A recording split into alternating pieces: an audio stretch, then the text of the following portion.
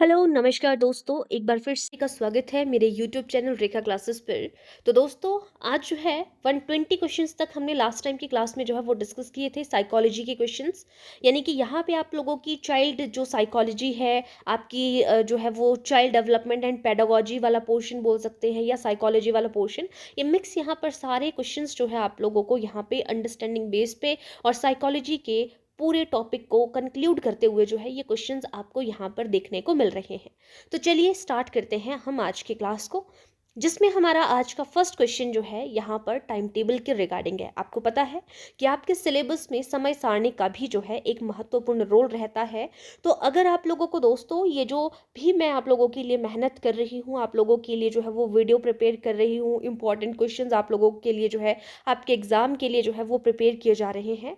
तो अगर आप लोगों को ये वीडियो पसंद आ रही है तो प्लीज़ वीडियो को लाइक करिएगा, चैनल को सब्सक्राइब करना मत भूलिएगा और लास्ट तक वीडियो को ज़रूर देखिएगा, क्योंकि आप लोगों के लिए इंपॉर्टेंट रहने वाली है। चाहे आप जो है वो कमीशन की तैयारी कर रहे हैं, किसी भी कमीशन की, जेबीटी कमीशन, टीजीटी कमीशन की, या आप किसी भी टैट की तैयारी कर रहे हो, सेंटर के एग्जाम की तैयारी कर रहे हो, जिसमें भी आपसे जो है वो साइकोलॉजी पोर्शन पूछा जा रहा है, वहाँ पे सभी के लिए इंपॉर्टेंट रहने वाला है। तो चलिए स्टार्ट करते हैं। हमारा पहला क्वेश्चन है, which one of the following is not a principle of a good time table. यानी कि एक अच्छे समय सारणी का प्रिंसिपल यानी कि सिद्धांत कौन सा नहीं है। एक अच्छा जो टाइम टेबल होता है, देखिए उसमें फ्लेक्सिबिलिटी होनी चाहिए, यानी कि लचीलापन होना चाहिए, वैरायटी होनी चाहिए, उसमें विविधता होनी चाहिए, और कोऑर्डिनेशन ऑफ एफर्ट्स, जो भी आप जो है वो एफर्ट्स कर रहे हो उसमें कोऑर्डिनेशन होना चाहिए, समन्वय होना चाहिए। ये सारे हमारे पास एक टाइम टेबल की जो है वो प्रिंसिपल है। एक चीज नहीं होना चाहिए, क्रूर स्वामी नहीं होना चाहिए। क्रूर स्वामी का मतलब है रूथलेस मास्टर जो है वो नहीं होना चाहिए। तो ये बाकी सारे जो है वो प्रिंसिपल है। अगर आपसे पूछा जाता है कि गुड टाइम टेबल का प्रिंसिपल कौन सा है, तो flexibility, variety, coordination of effort सभी हो सकते हैं, लेकिन रूथलेस मास्टर नहीं है। ओके, आप लोगों के सामने जो है वो हिंदी में भी क्वेश्चंस जो है वो सारे के सारे यहाँ पे मेंशन किए हुए हैं। चलिए अब चलते हैं नेक्स्ट क्वेश्चन की तरफ। नेक्स्ट क्वेश्चन में क्या कहा गया है, at primary level it is better to change in mother language because. यानी कि अगर प्राथमिक स्तर पर हम बात करें, क्या अच्छा है कि change in mother tongue, mother tongue में आप उसको चेंज कर रहे हो, बिकॉज क्यों, क्योंकि आप मदर टंग में बोलते हैं ना कि बच्चे को प्राइमरी लेवल पे प्राथमिक स्तर पर मदर टंग में भाषा जो आपकी है वो मदर टंग होनी चाहिए। क्यों ये चीज़ की जाती है, इससे जो है ये डेवलप करता है सेल्फ कॉन्फिडेंस, जो है वो बच्चों के अंदर जो है आत्मविश्वास की भावना को पैदा करता है, ये यहाँ पे बोला गया है। या ये लर्निंग को ईजी बनाता है कि बच्चा आसानी से यहाँ पे सीख सकता है। It is helpful in intellectual development, यानी कि बौद्धिक विकास में ये हेल्पफुल होता है। या फिर it helps children in learning in natural atmosphere, यानी कि ये हेल्प करता है, मदर टंग हेल्प करती है बच्चे को कि एक जो बोलता है प्राकृतिक वातावरण है, आपका नेचुरल एटमॉस्फेयर है, जैसे नेचुरली आप अपने माता पिता के साथ में होते हैं वैसे एनवायरनमेंट आपको वहाँ पर मिलता है और आप वहाँ पर चीज़ों को सीखते हैं।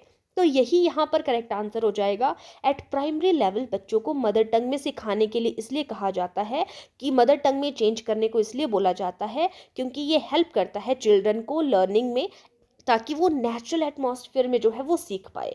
यहाँ पर आप लोगों के सामने जो है वो हिंदी में भी सारी चीज़ें मेंशन की हुई है। यह बच्चों को प्राकृतिक वातावरण में सीखने में मदद करता है, आपका मदर टंग। ठीक है, नेक्स्ट क्वेश्चन है आपके पास 123 में कहा गया है, which one of the following is an important activity to enable children to learn.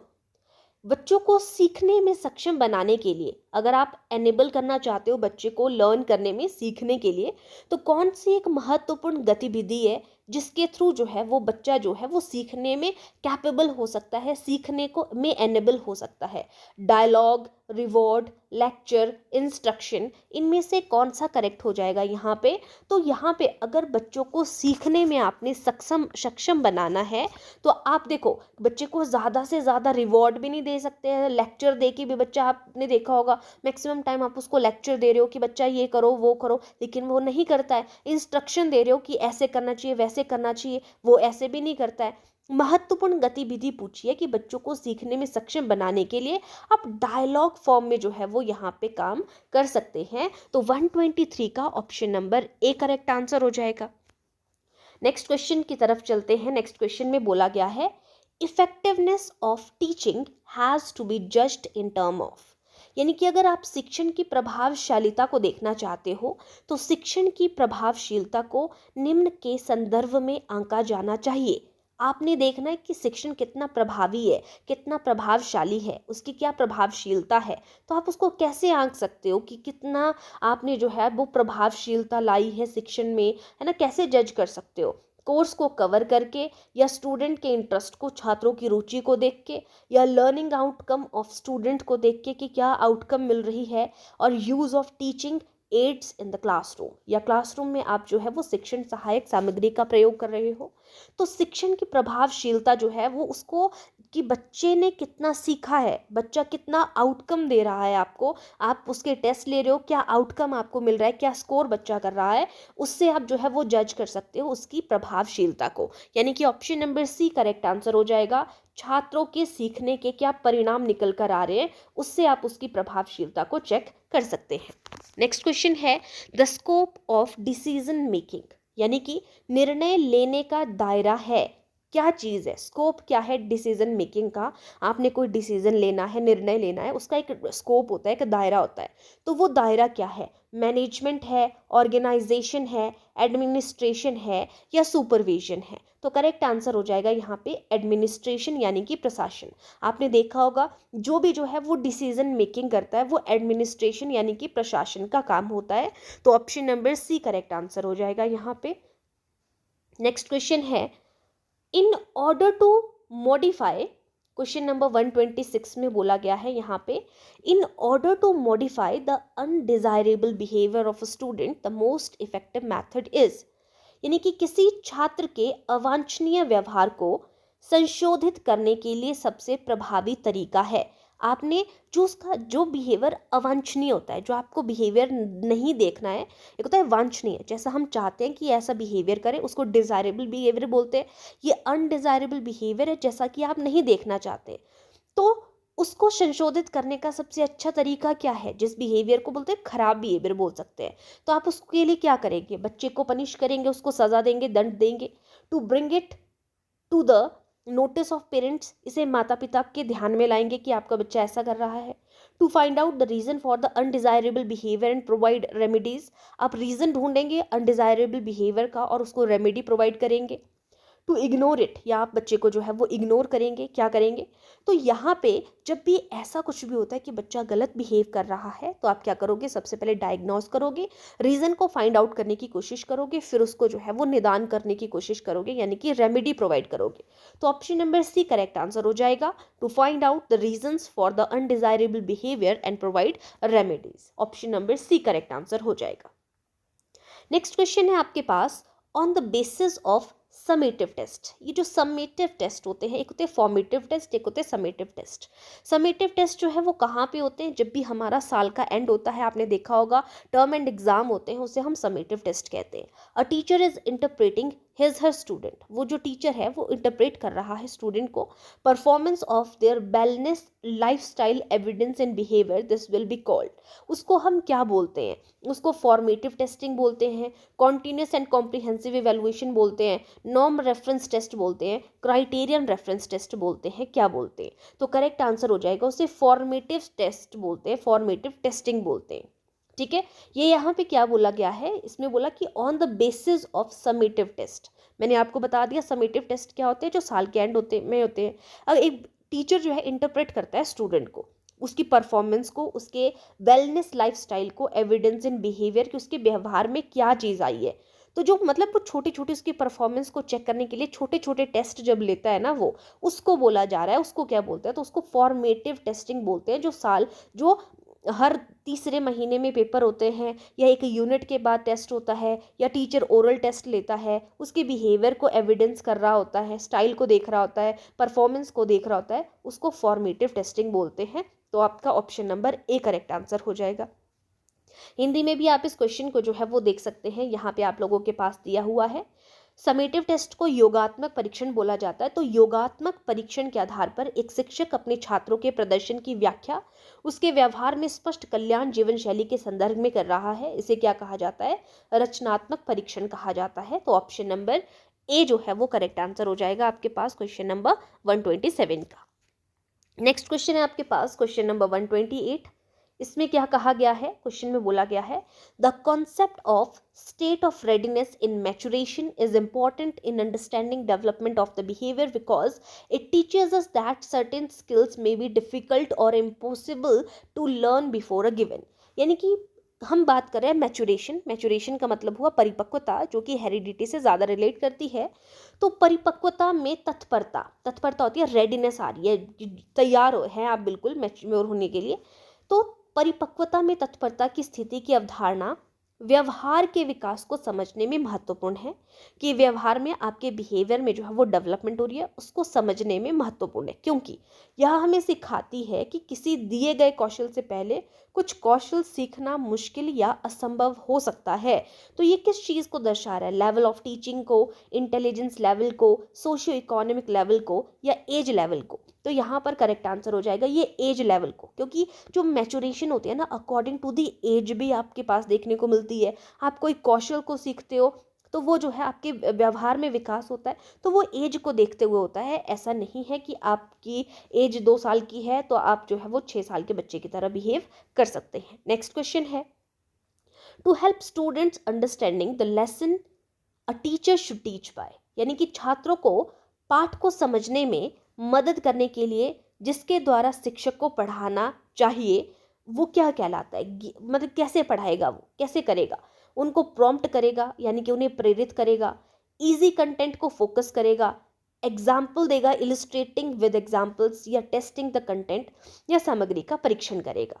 तो यहाँ पर ऑप्शन नंबर सी यानी कि एग्जाम्पल के थ्रू छात्रों को अगर पाठ को समझने में मदद करनी है तो शिक्षक को कैसे पढ़ाना चाहिए, उसको जो है उदाहरण सहित समझाना चाहिए ताकि बच्चा जो है वो ज़्यादा जल्दी सीख पाए।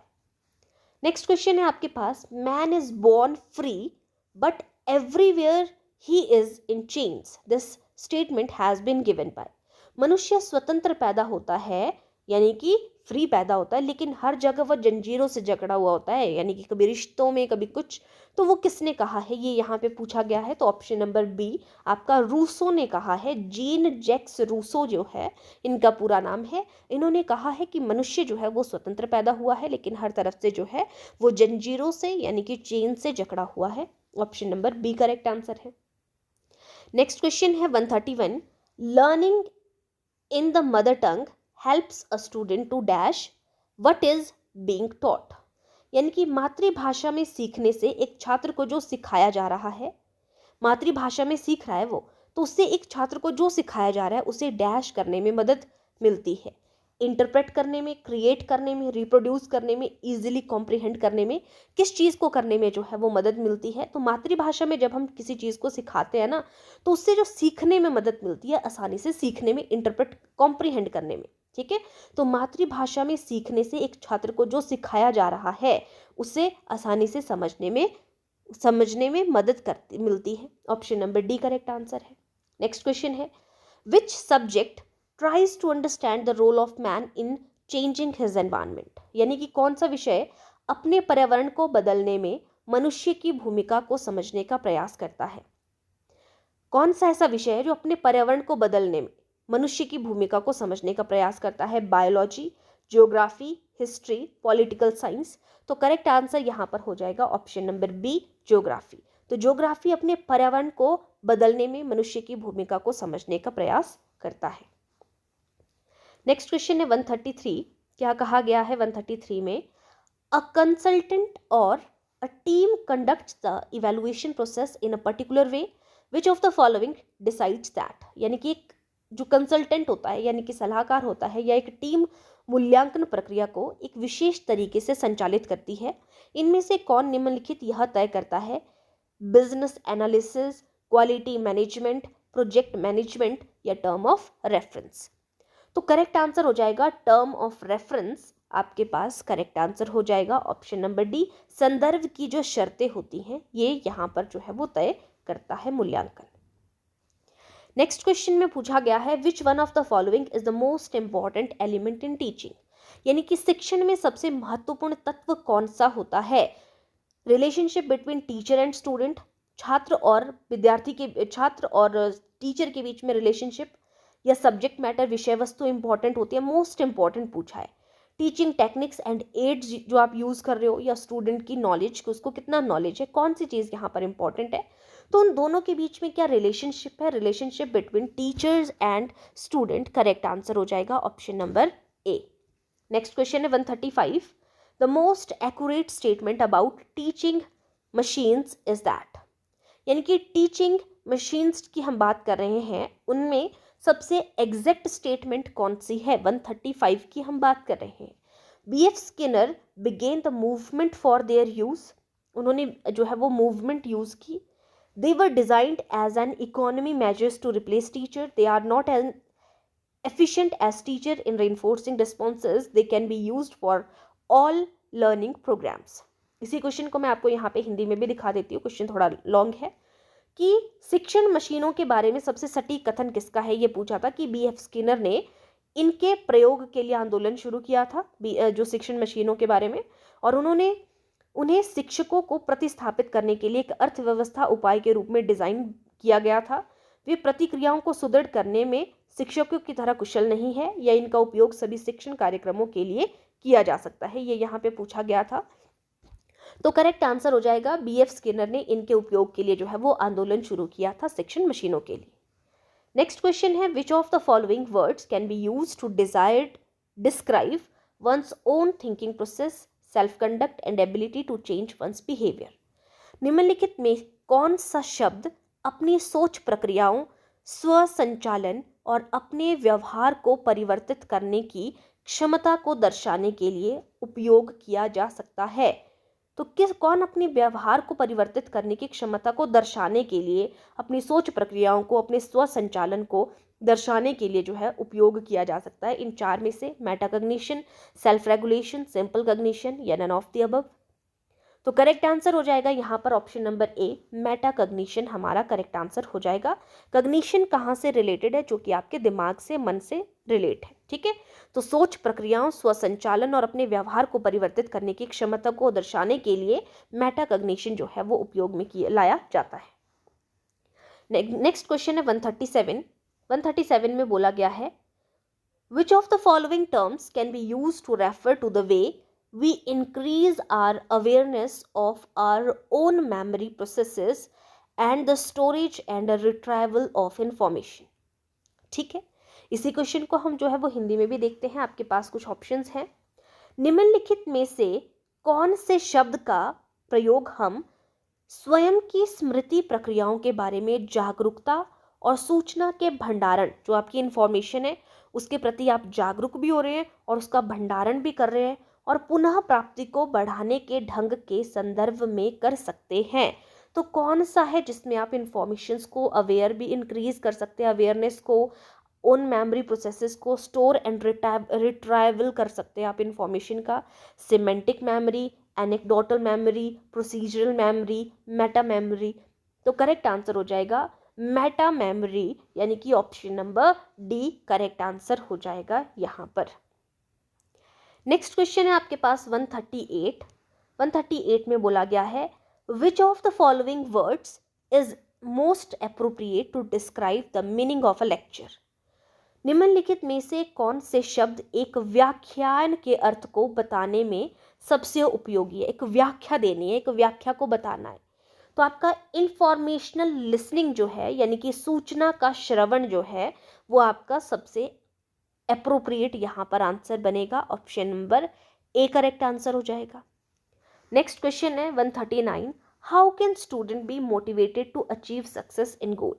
जीवन में सफलता प्राप्त करने के लिए छात्रों को कैसे प्रेरित किया जा सकता है, कैसे।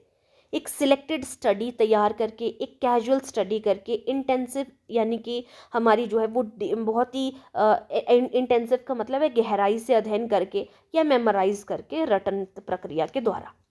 तो करेक्ट आंसर हो जाएगा इंटेंसिव स्टडी करके, डीप डाउन, एक गहरी जो है वो स्टडी करके जो है मोटिवेट किया जा सकता है, छात्रों को प्रेरित किया जा सकता है जीवन में सफलता प्राप्त करने के लिए। नेक्स्ट क्वेश्चन है the most important indicator of a quality of education in a school is. यानी कि किसी विद्यालय में शिक्षा की गुणवत्ता का सबसे महत्वपूर्ण सूचक कौन सा है, उसकी गुणवत्ता का उसकी क्वालिटी ऑफ एजुकेशन का स्कूल में सबसे इम्पॉर्टेंट कौन सा हमारे पास सूचक है? तो जो स्टूडेंट का अचीवमेंट लेवल है, यानी कि छात्र उपलब्धि स्तर जो है, वो सबसे इम्पॉर्टेंट यहाँ पर हो जाएगा। Option number D correct answer हो जाएगा। नेक्स्ट क्वेश्चन है, Dalton scheme of education is useful for which one of the following? यानी कि शिक्षा की डाल्टन योजना निम्नलिखित में से किसके लिए उपयोगी है? आपने डाल्टन स्कीम के बारे में सुना होगा, तो ये किसके लिए इंपॉर्टेंट है? ये जो ओल्डर स्टूडेंट है, यानी कि बड़े बच्चे हैं, डाल्टन स्कीम जो है वो उनके लिए इंपॉर्टेंट है, उपयोगी है। ऑप्शन नंबर सी जो है वो करेक्ट आंसर हो जाएगा। नेक्स्ट क्वेश्चन है आपके पास, which of the following words most appropriately describe mental development? यानी कि मानसिक विकास को सबसे ज़्यादा कौन सा वर्ड है जो अप्रोप्रिएटली डिस्क्राइब करता है? जो नेचर है मेंटल डेवलपमेंट का, runs parallel to physical development, it is intermittent pattern है, it is not a random pattern, या grow up a mid teens and then flattening? तो करेक्ट आंसर यहाँ पर हो जाएगा option number A. Appropriately mental development को आपका जो है वो डिस्क्राइब करता है जो नेचर है मानसिक विकास का स्वरूप शारीरिक विकास के समानांतर चलता है। ये आपके मानसिक विकास को सबसे उपयुक्त रूप से वर्णित करता है कि मानसिक विकास का स्वरूप शारीरिक विकास के समानांतर पैरेलली चलता है। नेक्स्ट क्वेश्चन है आपके पास 143, विच of the following is Doordarshan educational television channel? निम्नलिखित में से कौन सा दूरदर्शन का शैक्षिक टेलीविजन चैनल है? ये यहाँ पे पूछा गया है। तो आपका ऑप्शन नंबर सी यानी कि ज्ञान दर्शन आपका जो है वो करेक्ट आंसर है। ज्ञान दर्शन एक जो है हमारे पास दूरदर्शन एजुकेशनल टेलीविजन चैनल है। नेक्स्ट क्वेश्चन है आपके पास 144 में क्या कहा गया है? A teacher can help adolescent to overcome his special problem and help him to adjust to the environment. Which of the following attitude he should not make? एक शिक्षक किशोरों को उनकी विशेष समस्याओं से उबरने में मदद कर सकता है और उन्हें पर्यावरण के साथ तालमेल बिठाने में मदद कर सकता है। उसे निम्नलिखित में से कौन सा रवैया नहीं अपनाना चाहिए? तो यही बोला गया कि एक शिक्षक किशोरों को उनकी विशेष आवश्यकताओं से उबरने में हेल्प कर सकता है। एक टीचर जो है वो बच्चों की हेल्प कर सकता है जो भी प्रॉब्लम्स है उनसे बाहर निकलने में, और उन्हें एनवायरनमेंट के साथ तालमेल बिठाने में मदद कर सकता है। लेकिन उसे निम्नलिखित में से कौन सा रवैया नहीं अपनाना चाहिए? He should impart right information about sex. उसे सेक्स के बारे में सही जानकारी देनी चाहिए टीचर को, ये यहाँ पे बोला जा रहा है, ये चीज़ करनी चाहिए।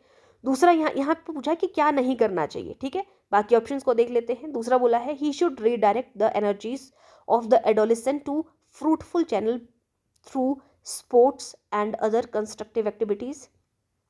यानी कि उसे खेल और अन्य रचनात्मक गतिविधियों के माध्यम से किशोरों की ऊर्जा को उपयोगी चैनल पर पुनर्देशित करना चाहिए।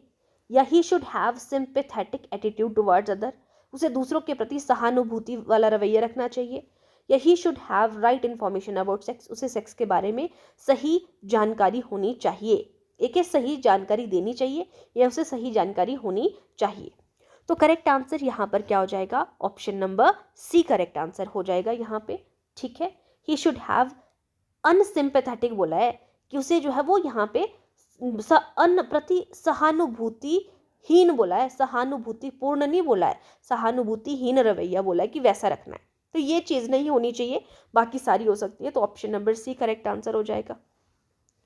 नेक्स्ट क्वेश्चन है आपके पास, which of the following words can be use to describe the ability to place, evaluate and use information effectively?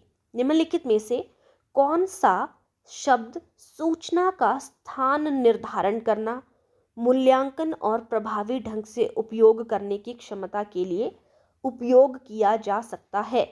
ये यहाँ पे पूछा है कि सूचना का स्थान निर्धारण करना है, मूल्यांकन करना है, प्रभावी ढंग से उपयोग करने की क्षमता के लिए प्रयोग किया जा सकता है क्रिटिकल थिंकिंग को, इंफॉर्मेशन लिटरेसी को, हियरिंग को, सिलेक्टिव अटेंशन को, यानी कि चयनात्मक ध्यान को। तो करेक्ट आंसर हो जाएगा यहाँ पर क्रिटिकल थिंकिंग यानी कि गहन सोच करेक्ट आंसर हो जाएगा। नेक्स्ट क्वेश्चन है आपके पास, a teacher commands prestige, authority, esteem and respect. He should make use of it through suggestion, he should not try to command respect through dash. एक शिक्षक प्रतिष्ठा, अधिकार, आदर और सम्मान का अधिकारी होता है, उसे सुझाव के माध्यम से इसका उपयोग करना चाहिए, उसे डैश के जरिए सम्मान हासिल करने की कोशिश नहीं करनी चाहिए। क्या चीज़ नहीं करनी चाहिए? स्कॉलरशिप, छात्रवृत्ति, punishing and creating revolting situation यानी कि दंड देना और विद्रोह की स्थिति पैदा करना, या एक्सपीरियंस यानी कि अनुभव, या टैक्ट। ठीक है, टैक्ट यानी कि चातुर्य दिखाना है, बहुत ज़्यादा चतुराई दिखानी है। तो उसको क्या नहीं करना चाहिए ये पूछा है, तो उसको दंड देना और विद्रोह नहीं करना है। ये यहाँ पे बोला है कि एक शिक्षक प्रतिष्ठा, अधिकार और इस सम्मान का अधिकारी होता है, उसे सुझाव के माध्यम से इसका उपयोग करना चाहिए, लेकिन उसको दंड देकर या विद्रोह कर कर जो है वो सम्मान हासिल करने की कोशिश नहीं करनी चाहिए, ये यहाँ पे बोला है। नेक्स्ट क्वेश्चन है आपके पास 147, cause and effect relationships are studied by dash studies. यानी कि जो कॉज एंड इफेक्ट रिलेशनशिप है आपके पास, कथन कारण संबंध हम इसे बोलते हैं। तो कथन कारण संबंध के बारे में बात हो रही है कि ये जो है वो किस चीज़ की स्टडी है, तो ये एक्सपेरिमेंटल स्टडी है। Option number D correct answer हो जाएगा। प्रायोगिक स्टडी हम इसे बोलते हैं। तो कारण और प्रभाव संबंधों का अध्ययन प्रायोगिक अध्ययनों द्वारा यानी कि एक्सपेरिमेंट के द्वारा जो है वो किया जाता है, इसके ऊपर कोई एक्सपेरिमेंट होता है। तो option number D correct answer है। नेक्स्ट है on first day in a class you will, यानी कि कक्षा में पहले दिन आप क्या करोगे? Start teaching from first chapter, पहले अध्याय से पढ़ाना शुरू करें, या take introduction of student and introduce yourself, यानी कि बच्चों की इंट्रोडक्शन लेंगे और खुद को इंट्रोड्यूस कराएंगे, एंड एक्सप्लेन द सिलेबस, या सिलेबस को एक्सप्लेन करेंगे, explain the rules of school and your teaching way, या आप अपने स्कूल के रूल्स को एक्सप्लेन करेंगे और या अपने टीचर जो आपका पढ़ाने का तरीका है आप उसको एक्सप्लेन करोगे। तो आप सबसे पहले क्या करोगे? आप अपनी इंट्रोडक्शन दोगे। देखोगे आप हमेशा देखा होगा आपने, कोई नया टीचर आता है या आप एज अ टीचर कहीं पर जाते हो तो सबसे पहले आप इंट्रोडक्शन देते हो उनके साथ और उनकी इंट्रोडक्शन लेते हो। ठीक है, तो option number B correct answer होगा। छात्रों का परिचय ले और अपना परिचय दे।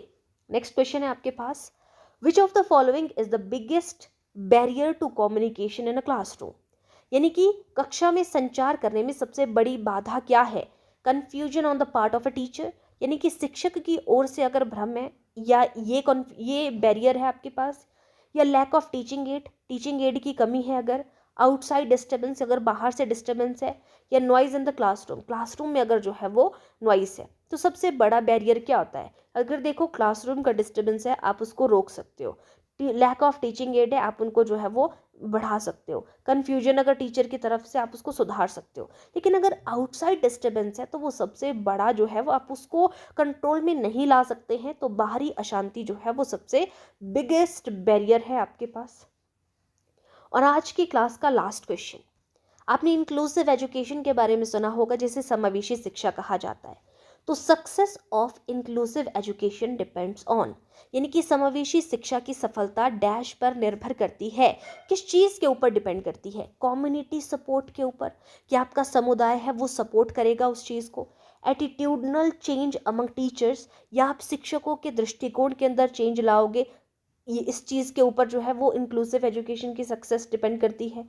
High quality teaching learning material, या उच्च गुणवत्ता वाली शिक्षण अधिगम सामग्री का उपयोग करोगे, या हाई क्वालिटी टेक्स्ट बुक का आप उपयोग करोगे।